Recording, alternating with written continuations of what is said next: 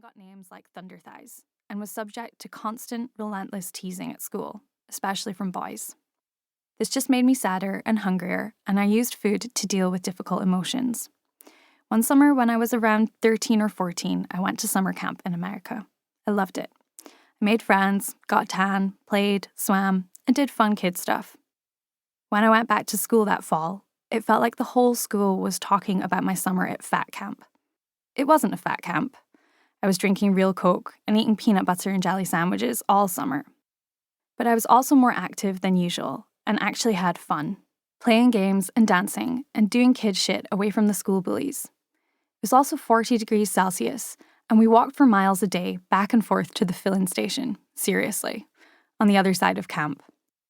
I inevitably lost a few pounds, but unsurprisingly put it straight back on when I got home. Layer on well-meaning but painful comments from parents and family. Can't you just have a piece of fruit or some chewing gum? Your skirt is riding up at the back. You're too big for it. It's just puppy fat. She'll grow out of it. Plus dieting talk all around me, messages that fat was bad, and a tall, athletic brother. And what do you get? A recipe for food fucked upness.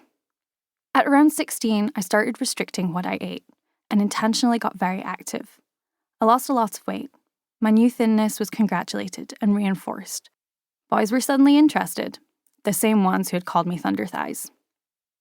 This carried on through university, but my eating got weirder. I started reading books on nutrition. Not academic texts, which would have been great, but fear-mongering, spirulina peddling type books. I told you I was laying out all my shit. Now instead of just limiting how much I ate, I started cutting out more and more food groups until I was left with a salad and some tofu. This, coincidentally, was around the time I decided to go vegan, which was largely due to ethical reasons. But I also got it in my head that milk caused breast cancer. It doesn't. So then there was nothing left to eat. This restriction would almost inevitably lead me to sneaking out to get a dairy milk hit like a chocolate junkie. As we'll learn, deprivation often leads to binging. Fortunately, I snapped out of that phase pretty quickly. Tofu salads don't have anything on cold pizza on a drunken walk home with friends after a night out. But when shit hit the fan in my final year of uni, I gained a lot of weight. Stress eating was my thing.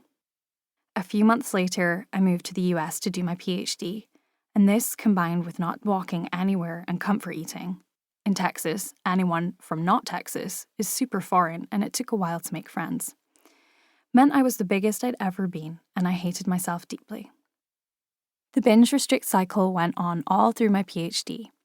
Remember, I was studying nutrition. What the hell was I thinking? Breakups? Didn't eat. PhD exam stress? Ate too much. New cities and new jobs meant fluctuations in my weight. I hated my body. I hated tracking everything I was eating, only to ultimately faceplant into a jar of peanut butter at night.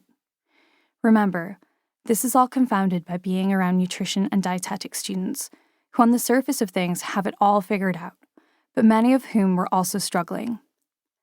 Calorie counting, portion control, food rules, and a vendetta on bad carbs are not only normal, that's literally what we're taught, and many of us dutifully played the part. Underneath it all, though, the struggle was so real. Good thing, then, that I came across the concept of intuitive eating and the anti-diet movement. At first, I was skeptical, but after doing some research, I was like, holy shit, this is genius. I started reading blogs, books, and published research, and over time, I began to chill.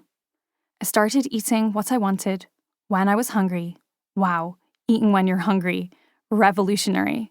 But you'd be surprised at how many people straight up ignore it. I exercised because it felt good, not because I needed to burn off my food. I stopped seeing food as a problem. My weight stabilized. Okay, I wasn't a size 8, but after years of restriction and overeating and beating myself up, this felt good.